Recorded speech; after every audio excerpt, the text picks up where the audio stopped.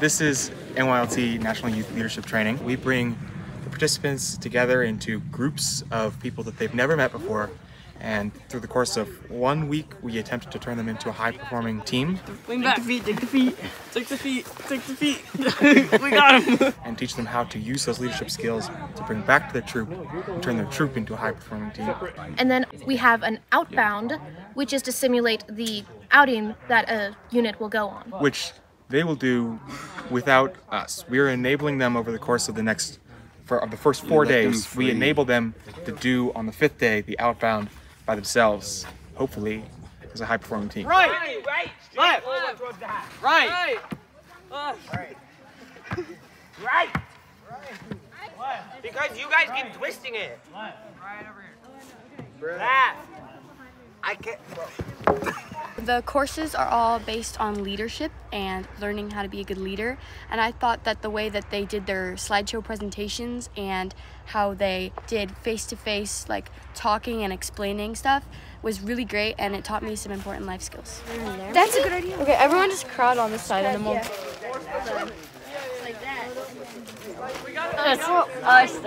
Kitten, your foot is a little bit in the way. Like, just a wee bit. They didn't discourage the fighting between the patrol groups. I'm sorry, I'm like... Like, I know that our patrol at times were storming to where we are just at each other's throats. And they don't really discourage that because that's really part of the process. Warning. Rotate. We have what's called FISNIP, forming, storming, norming, and performing. It's the stages of team development. You are writing the word bed. Bed, right? Okay, everybody stop. It's the theory that every team has these 4 steps that they go between. No, guys, stop. No, that is the middle. Sometimes they go back and forward. It's a fluid 4 steps. No, down. As long as it spells bed. Yeah, let's go. And storming is arguing, fighting with one another. We describe it as when the different members of the team are working towards the same goal but have different methods of getting there.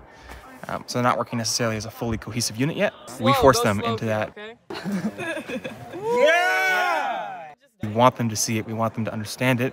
We want them to see examples of it, understand how to overcome it. We start at the bottom of the left line. Originally only needed 1 SPL, but since Scouts BSA is a co-ed program, and you have the girls troop and the boys troop, you have the girls staff and the boys staff. The hat represents which patrol we're in, so there's a blue patrol, a red patrol, an orange patrol, and a yellow patrol, and this is just a way that we separate ourselves, so it's easier for us, the staffers, and for us to figure out who's in our group. The orange and blue patrols this time were the girls patrols, and then the rest of the colors were the boys patrols. They have to get this ball to that box without it falling on the ground, and they have to keep it in the pipe. The home troop members are not in the same patrol, so that the participants in the patrol don't know each other. We have to be able to lead people that we don't know well. And one of the biggest takeaways for me was like, I need to be able to work with them the way that they like need me to work with them. You can lift it up, you know. Yeah, you can stand. You can stand up. So it's so that we can't like rely on each other to do things, like just us two to be together. Like, we need to be able to communicate to our patrol by ourselves. Yeah.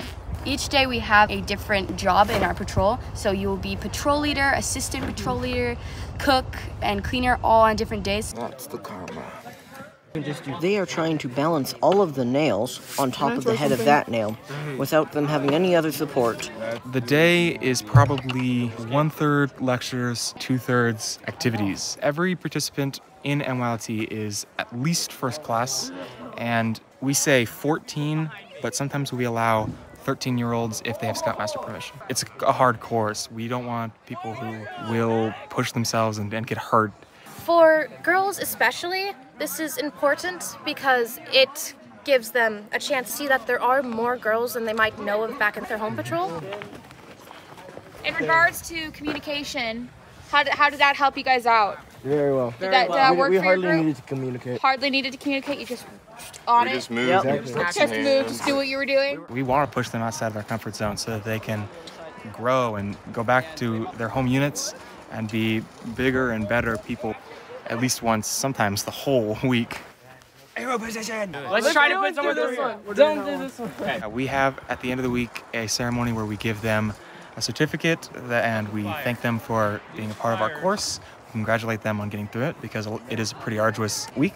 And we have them perform a skit that they have practiced over the entire week to their family that is all gathered to watch them in this ceremony.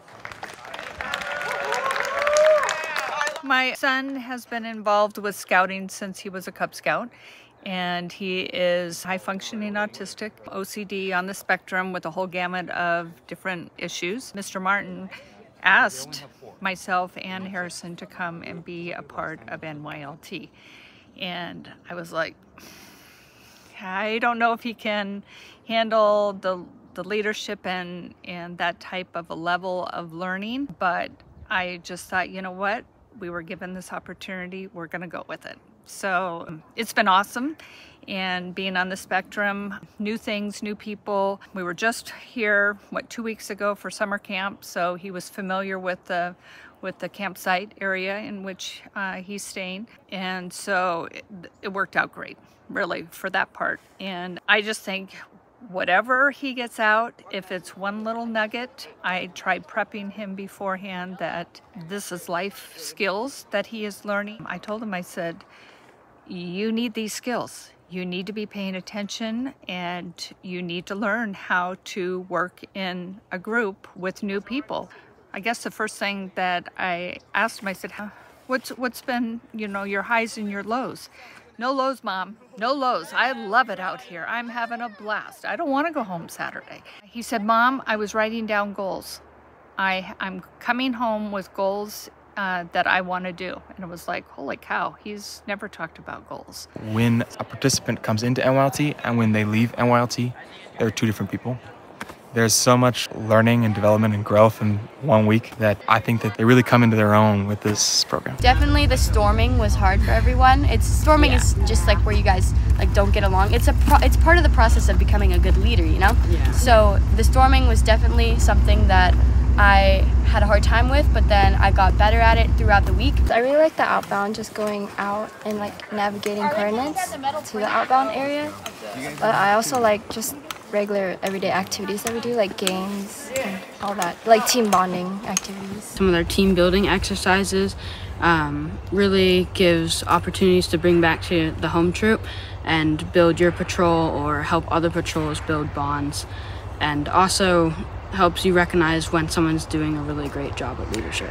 My favorite part was the outbound, because when we're here at the campsite right here, there's leaders guiding us, and we're doing all these activities. We're following a tighter schedule, but out in the outbound we really have to just work with each other, not have someone to lead us to we have to really lead ourselves out there.